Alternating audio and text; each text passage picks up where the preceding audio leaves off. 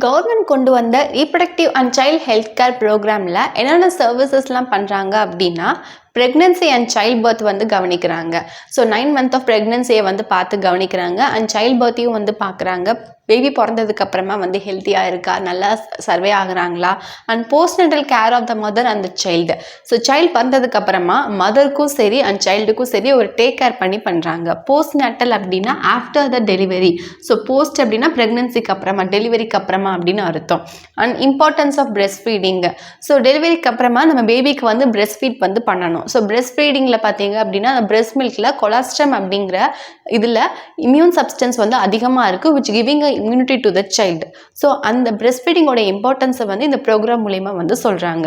And fourth one, prevention of reproductive tract infection and sexually transmitted diseases. அதாவது ரீப்ரொடக்டிவ் ட்ராக்கில் வந்து எந்த ஒரு இன்ஃபெக்ஷனும் வராமல் எப்படி நம்ம க்ளீன் அண்ட் ஹைஜீனாக வந்து இருக்கணும், அண்ட் செக்ஷுவலி டிரான்ஸ்மிட்டட் டிசீஸ் எதுவுமே வராமல் எப்படி நம்ம தற்காத்துக்கணும் அப்படிங்கிறத பற்றியெல்லாம் வந்து இந்த ப்ரோக்ராமில் வந்து சொல்லி கொடுக்குறாங்க.